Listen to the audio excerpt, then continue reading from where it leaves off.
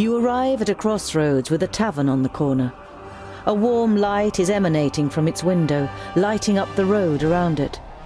A stone sculpture of a sheep stands in front of the door, and above it a sign, swaying gently in the breeze, reads, "The Stone Sheep."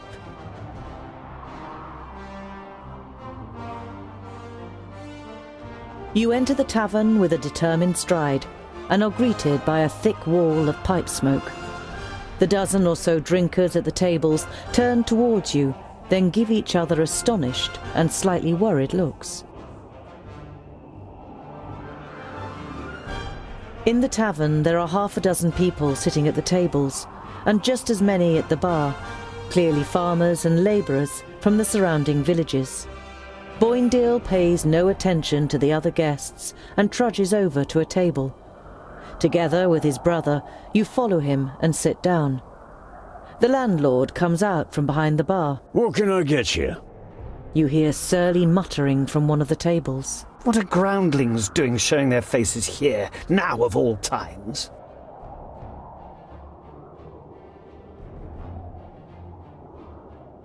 You turn to the guest who'd muttered something about groundlings. And why is it so strange that we're here?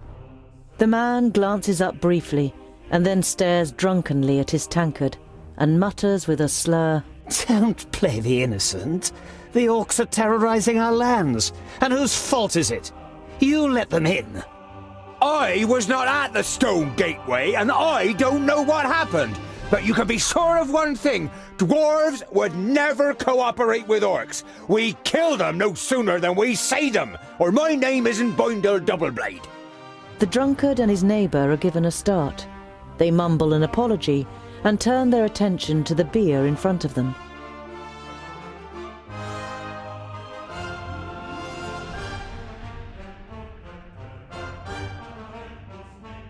Did two travellers pass this way? One was a famulus, the other a mercenary. The landlord shakes his head indifferently and mumbles something incoherently. One of the guests is about to say something, but shuts up when the person next to him gives him a poke.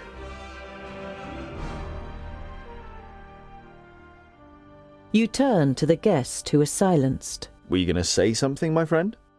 I'm not your friend, and I wasn't going to say anything either. The man glances at his neighbour and then turns his attention back to his beer.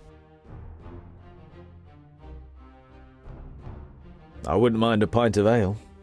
The landlord nods and takes the twins' order too. Shortly after, he returns with your beers and puts them down in front of you. "Is that all?"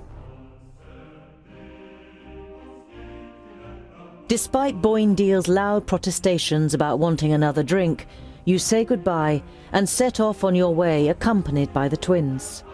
There are dead orcs lying in the defensive trenches and strewn over the meadows in front of the city. Some of the locals are busy throwing the bodies on pyres, while others repair the minor damage done to the city wall.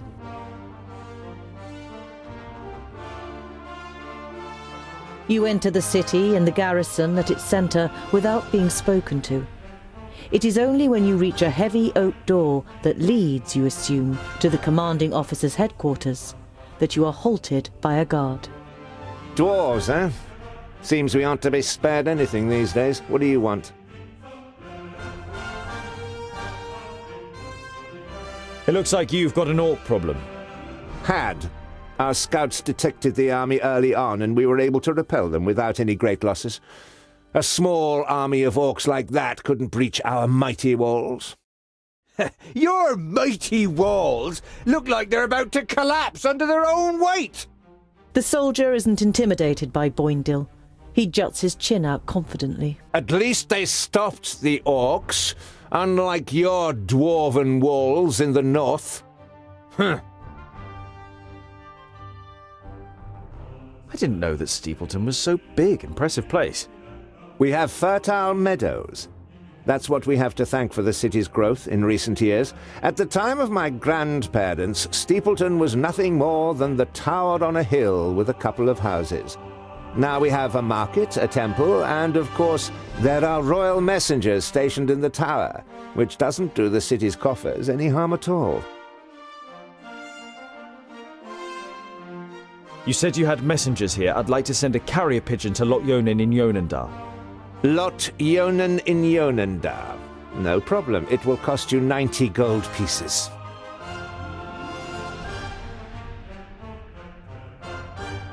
If the carrier pigeon delivers my message safely to Lot Yonan, then it's worth its weight in gold. Then I'll send for a scribe. You can dictate your message and I... Thank you, but I can write it myself. Paper and ink will be sufficient. The guard nods. You don't blame him for thinking you are illiterate. Very few ordinary folk can read or write. Once you've been given the writing implements, you write down a summary of what happened at the meeting of the Alf and the Orcs. I must speak with your commander.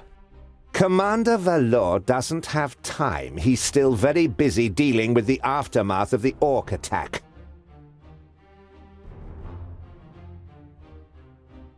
Commander Valor is dealing with the Orc problem, and I have important information concerning it. I witnessed a meeting of the Orc Lords. The guard eyes you with interest and tries to judge whether you can be trusted. Finally, he stands up, opens a door, and enters the room ahead of you. The commander looks up from his work. The guard repeats what you told him. Your information about the Orcs could be useful. We have fought them back, but not yet defeated them. Come in.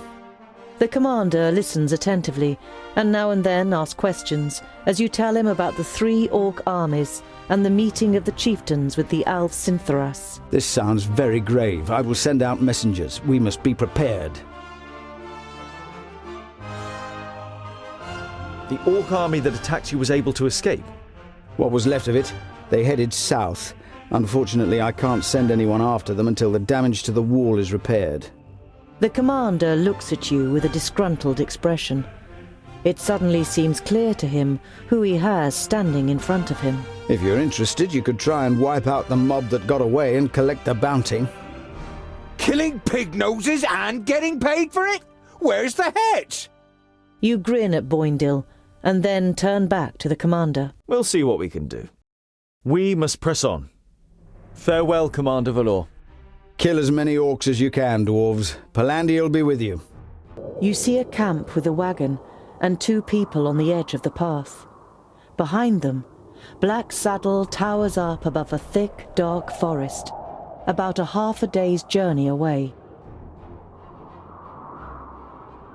You don't want to give them a shock, so you address them while you're still a distance away. Hello, friends.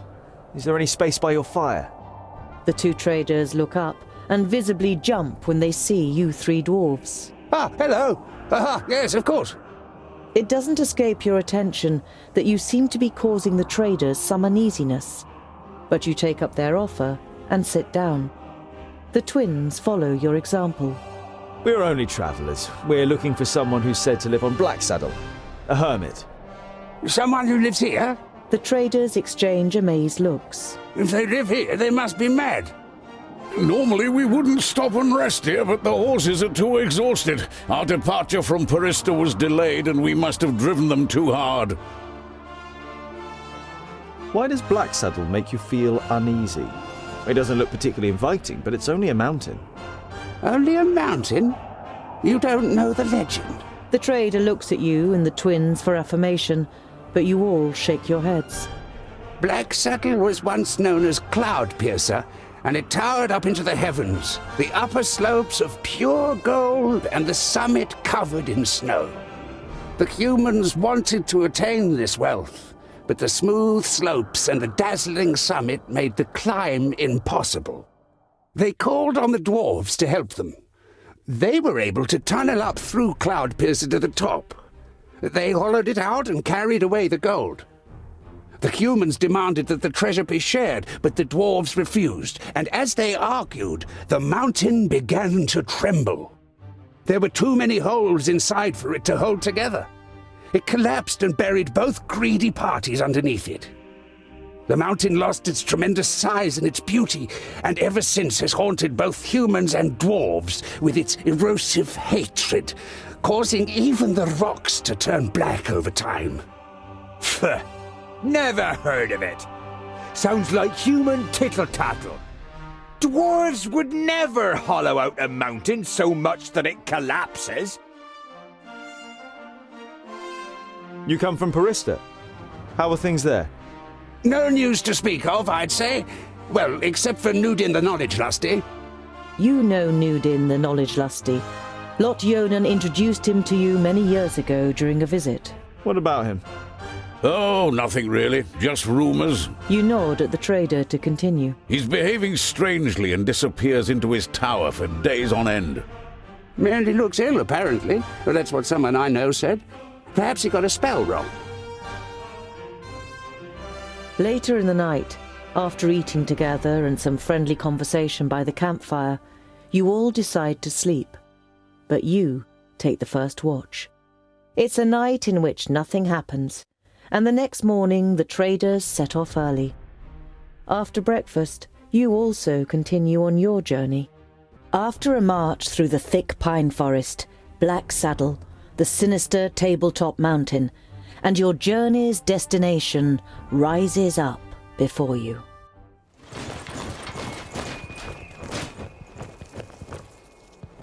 Are you sure that the Famulus lives here? Yes, according to Lot Yonan. Although you try to put a lot of assurance into your voice, you too see no signs that anyone lives here. No castle, no tunnel, no camp.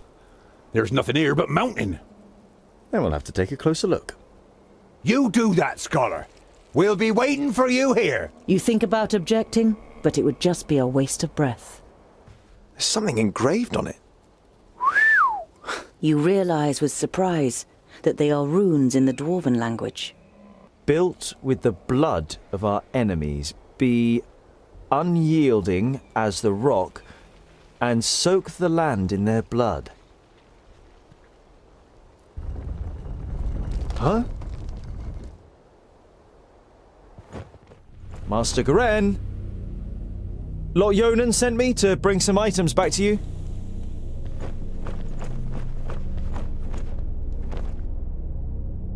My inquiries are almost at an end. That means I can finally go to be with my sunshine. I have never been to Greenglade, but I think I will like it there. I deposited my most valuable things in the grave of Horengarth before my departure and secured it with magic. The password is... You recognize the following words as rune names, but they're written in the learned language, so you don't know which they are. Greenglade. Oh, great. You have difficulty deciphering the scrawl. Throw the firstlings in the forge. Beat the secondlings to a pulp. The fourthlings are... The rest is illegible.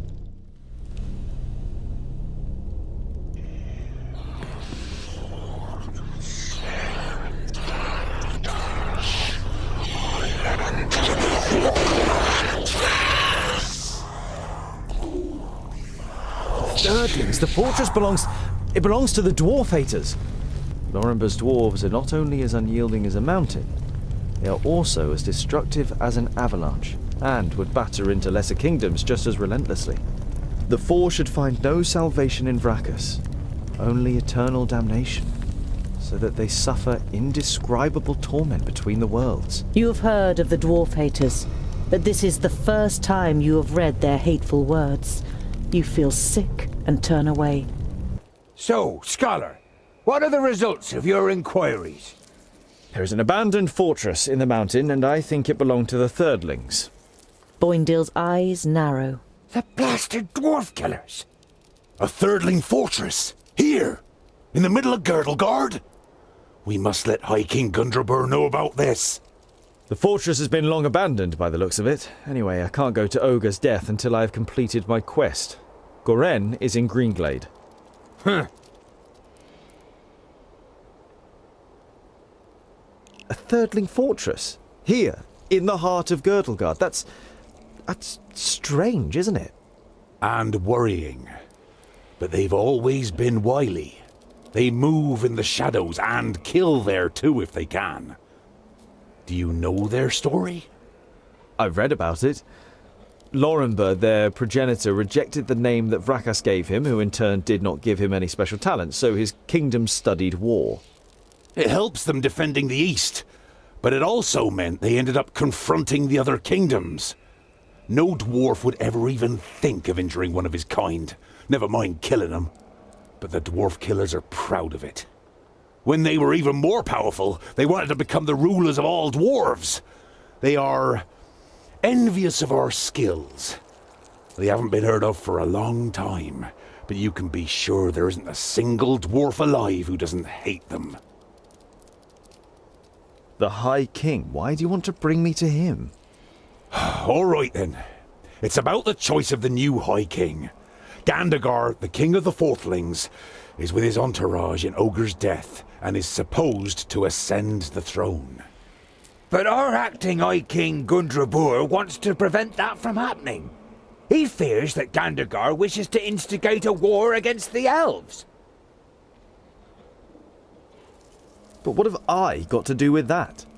Boindil is about to say something, but is silenced by a nudge in the side from his brother. High King Gundrabur will explain everything when the time comes. You look distrustfully from one twin to the other. Boindil has donned an innocent expression, and Boendal doesn't give you the impression that he has anything else to say on the matter. What does this King Gandagar have against the elves? Dwarves and elves just don't get along. Brachus and Satalia made us that way. I know that, but going to war for just that, after all this time? Well, there must be more behind it. They say that the king of the Fourthlings is full of hatred and is a hothead in this matter. Whatever, your High King must wait. I have a quest to carry out in Greenglade. But our quest is... Boindil raises a placatory hand and throws his rucksack onto his back in preparation. Let it be, dear brother. Look at him. He has made his decision, and you will not be able to change his stubborn dwarven mind. You can't help but smile. While taking a rest, you see a cart trundling along the road not far away from you. A young couple are sitting on the box seat, clearly in love and more interested in each other than the rest of the world around them. The sight reminds you of a long unanswered question. So, I was wondering, what do female dwarfs look like? Pretty. Very pretty. Uh-huh. You were expecting a little more information. Do they have beards? No, I would say it's more like fluff. Oh, very attractive. And what do they do? I mean, are they warriors too? In our kingdom, most take care of domestic life. They take the animals down to the meadows in the valleys, make sure the larders are full and that there's plenty of good beer, and make our clothes. It only ever causes problems when men and women stand shoulder to shoulder in battle. Some of them are talented stonemasons and smiths, and beware of insulting their skills. They are no less proud than we are. By the evening campfire, Boindil rummages around in his rucksack and pulls out a cheese wrapped in a cloth. He sticks a fist-sized piece on a spit and grills it on the fire. There's nothing better than grilled cheese at the end of a long day.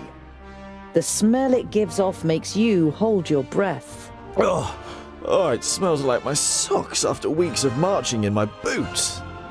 Oh, picky, are you? Hardly surprising, considering you were brought up by humans. It's ruined your taste. Boindil holds the stinky cheese at the end of the stick under your nose. Eat, and stop complaining.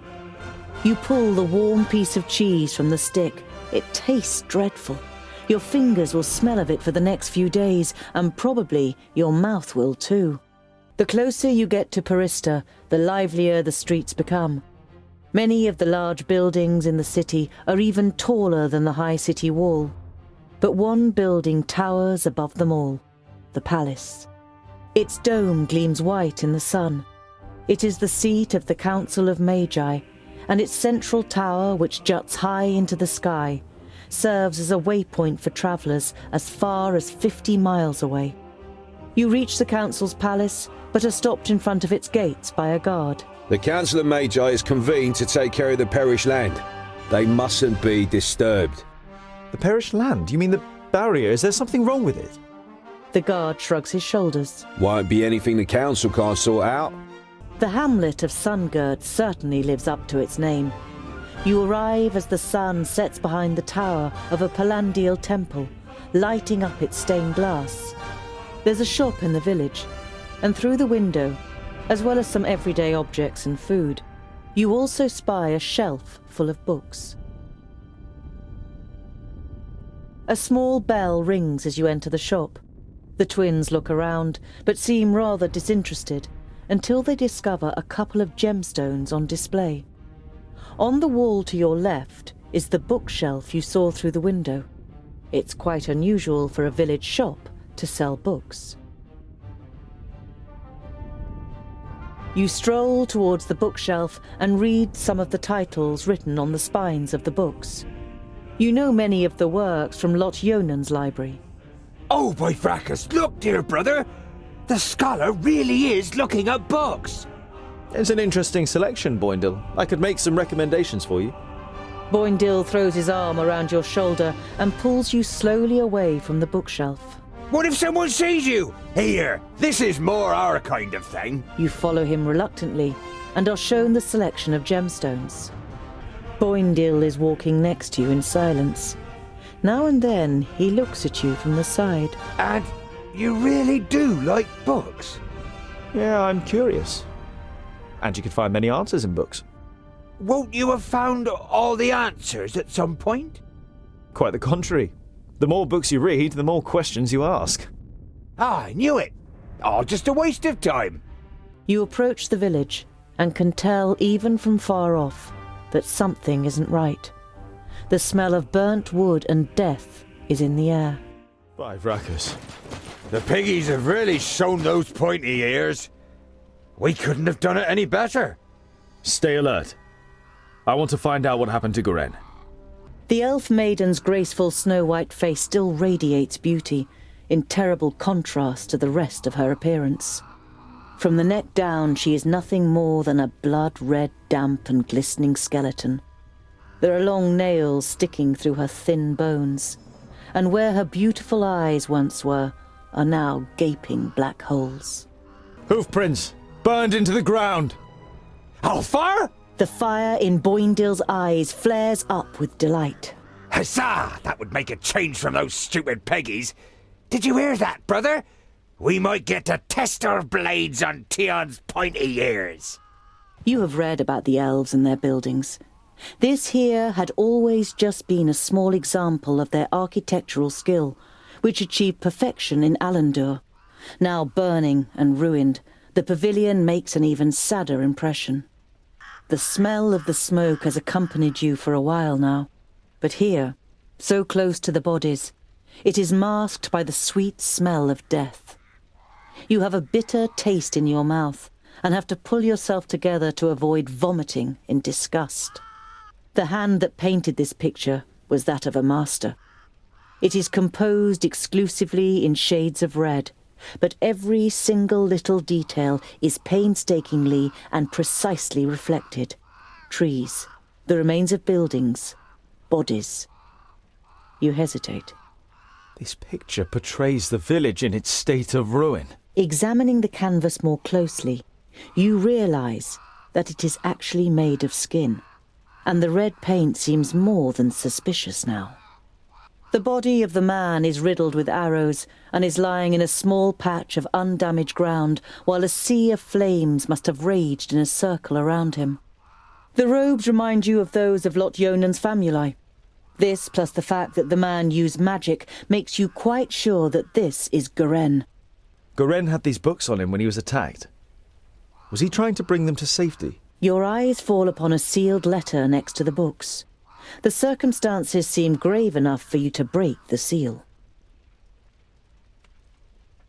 Greetings, Tugger. I am glad to hear that you finally wish to confide in Lot Yonan. I have found out something new about the demon. It's all written in these books. I think they are the key to his destruction, or I hope so, at least.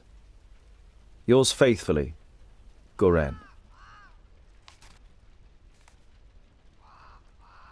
What demon are they talking about? You instinctively think about how the magical barrier is only a few days' march north of here, and beyond it, Verakus only knows what kind of creatures live in the Perish Land. You destroyed my painting. Now I need fresh blood to paint a new one. Huzzah! This will be fun! We finally get to fight! I hope your blood doesn't clot too much. It has to be nice and fluid for my fine brushstrokes. Ha! How do you plan to defeat us, pointy ears? There are 3 of us! Oh, only 3. That makes it easier. She looks over the corpses. Otharin lueth buanre! What's happening? That's the perished land. Impossible. Greenglade is south of the barrier. I know of nothing else that can resurrect the dead. Knock their heads off or they'll keep coming back.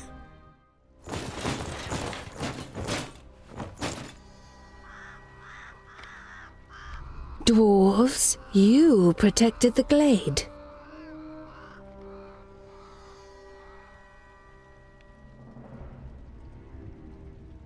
The perished land. The barrier has fallen. You can feel your stomach cramping. Unlike Boindale, you can't say a word. The damn Magi only had one job! So this is what it is like to rise from the dead. I feel nothing. I am left with nothing. My love, my beauty, my home, and my forest. Everything has been taken from me. I beg you, have mercy and put an end to my suffering. Without even being able to look into her eyes, you recognize the sadness in the elf maiden's expression. The dignity that she must once have radiated can only be imagined in her current state.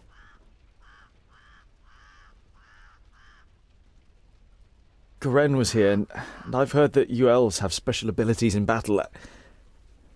Did the Alfar take you by surprise in your sleep? I felt her presence, but when I confronted the elf, she had already killed the first of us and resurrected the perished land. It fills humans and dwarves with a hatred for life. It turns you into beasts. They charge through the village like a fury, and everyone that they killed became one of theirs. If the perished land spreads further south, then Nodon won't need any orcs, ogres, or Alfar. One human losing their life in the perished land would be enough for the madness to sweep through the land like the plague. Your stomach turns, but you know that it's right.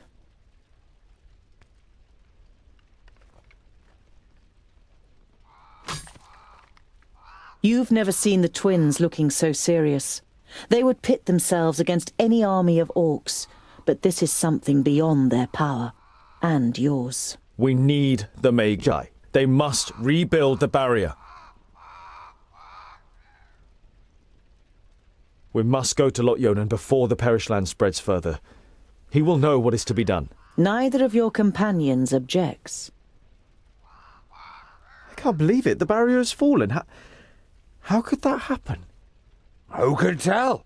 Anything could go wrong with all that hocus-pocus. It had held back the perished land since the fall of the Fifthlings.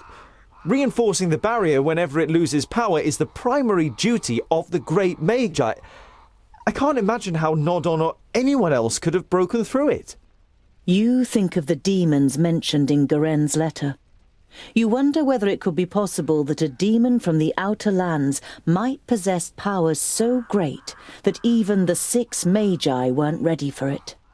Every evening since you left Greenglade, you have looked at Garen's books and tried to prize out the knowledge that they hold. But now, you must admit to yourself that you can't decipher them. They are written in the learned language for High Magi, and Lot-Yonan didn't teach you that. However, you're sure that the books are important. Why else would Garen want them sent to Turga the Fair-Faced? You put them away with a sigh, and your eyes remain on the bag that Lot Yonan gave you. Did Garen ask Lot Yonan to return the magical artifacts in the pouch? You pick up the pouch and look at it. Lot Yonan forbade me from opening the pouch. What the heck? Garen is dead, and you want to know what you're lugging around with you through the length and breadth of Girdlegard. You grasp at the pouch with an uninvolved expression so that the twins don't think you're acting against Lot Yonan's instructions. You undo the knot with nimble fingers. A piercing, bone-splitting sound rings out, and small spheres of light shoot into the air, ending in colourful explosions. By Fracas Zammer and all the fires of his forge! The twins jump up immediately and draw their weapons. You curse and quickly close the pouch again. By the mountains of Girdlegard! What was that, Scholar? I just wanted to examine the magical trap. It's for thieves, in case someone tries to steal the pouch. You try to act normally, so that they don't realise you got just as much a shock as they did. Boindale looks at the pouch with animosity. Magical frippery. The twins sit down again, and you slowly recover. Just like previous nights, you are haunted by the image of the elf maiden nailed to the tree in Greenglade. You wake from your sleep and look around you. The night is unusually dark. Despite your good dwarven eyes, you can only make out Boindale's outline, even though he's keeping watch only a few steps away. You're about to lie down again, but suddenly feel something cold against your throat. Next to you, the pale face of an elf slides into view. Good evening. I'm afraid we missed each other in Greenglade, so my companion had to receive you on her own. You want to speak, but the blade is pressed against your larynx, and you can only manage a wheeze. Shush. You don't need to talk. I'm not going to kill you. Not yet. Do you know what I'm going to do instead? You feverishly search for an answer, but you can't even imagine how an Alfar thinks. I will kill everyone who means anything to you. I will destroy your life, and you will sink into hopelessness, groundling. Your downfall is called Synthoras. You tense your muscles, readying to defend yourself, but suddenly realize that the blade against your throat has disappeared. You look around, astonished. The elf is nowhere to be seen. You look over to Boindale, who is easy to recognize in the bright moonlight. Next to you, Boindale smacks his lips in his sleep. You touch your throat, and when you don't feel anything, you breathe out, relieved. Just a nightmare. At least that's what you tell yourself. But you don't close your eyes for the rest of the night. Boindale unwraps his dwarf cheese again and cooks it on the fire. When he offers you a piece, you take it. I knew we'd make a dwarf of you in the end. You chew on the cheese so you don't have to answer. It tastes better than you first thought. You arrive at a small, bustling village. One thing is clearly missing from the lively scene: the sound of metal on metal from the village smithy that would normally be heard above everything else at this time of day. A dour, grim-looking man is sitting in front of the forge with his right arm in a sling. His expression brightens as he sees you, and he jumps to his feet. Dear dwarves, could I interest you in helping me in my workshop for a day? The man's expression is somewhere between desperation and hope. As you don't answer immediately, he continues. You will, of course, be royally rewarded for your work. I can offer you 100 gold pieces. What happened to your arm? A stupid accident. A box of blanks fell down. I was trying to catch it. It will heal, fortunately, but I won't be able to wield my hammer for a while. You must have quite a backlog of work. You nod sympathetically. You always felt bad if you were ill or couldn't work in the forge for some reason or other. Loads. But if what I hear about the metalworking skills of the dwarves is true, it would be easy for you to manage it in a day. I'll help you. I worked in a forge for a while. You modestly conceal that in this case, a while means almost a whole human lifetime. A little later, you are standing in the workshop, examining the smith's inferior tools, while he fires up the forge and prepares everything for the job as well as he can with just one good arm. You weren't able to persuade the twins to help you. As warriors, they'd rather go hunting, Boindil declared. But you think it's more probable that you'll find them drinking beer. But you don't care. You're excited about being able to smith again after such a long time. Hours later, you have forgotten everything around you. The heat of the forge, the sweat on your warm skin, the play of the flames. You're in your element and work as if in a trance. The smith left the workshop ages ago with a satisfied grin on his face. Oi, I'm talking to you. You look up in surprise. Everything but the beating of the hammer had ceased to exist, and you didn't notice that someone has come in. Can you do it? You immediately dislike the middle-aged man. He sounds you out so doggedly with his light grey eyes that it feels as though he wants to look right through you and into your deepest thoughts. The man points to 2 horses. Those 2, in 1 hour. These 2 need shoeing. No problem. The man doesn't look convinced, but you get to work with confidence after examining the horses' hooves. 2 more armed men are standing next to the horses, sizing you up. You concentrate on the work. The only sound you hear is the melodic beat of the hammer against the anvil. You keep track of the armed men out of the corner of your eyes. You suspect they are mercenaries. While you're fitting the 3rd horseshoe, another armed man enters the forge and speaks in hushed tones with the leader of the group. He's the only one here. The man nods in your direction, and you quickly shift your attention back to the work. You play it cool and complete the work. As the leader of the mercenaries pays you, you have the feeling that he is trying to transfix you with his eyes. The men leave the workshop without a word. So, you're mercenaries, I take it? You're only trying to engage in conversation, but the man looks at you incredulously, as if he didn't expect dwarves to be able to talk. Something like that. Got lots of work? Oh, do you know anything about the armies of orcs from the south? We can't complain. The man's tone makes it clear that the conversation has ended here. You carry out the work in silence.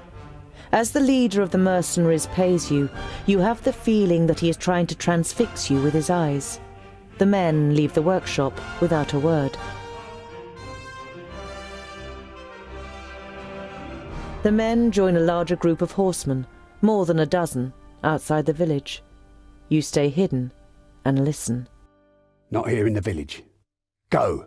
Search the road between here and Clintal again. The other mercenaries nod and the group rides off.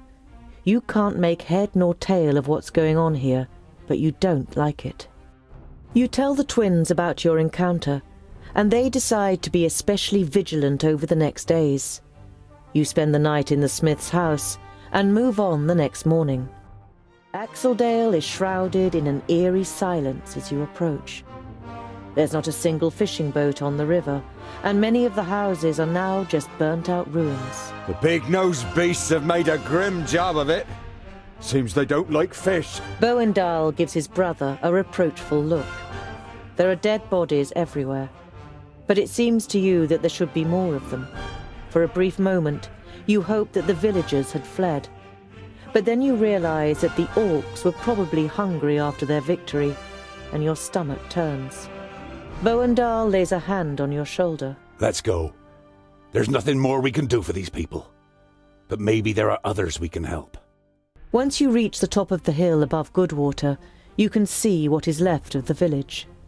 The sea of red-roofed tiles has given way to a forest of burnt black ruins.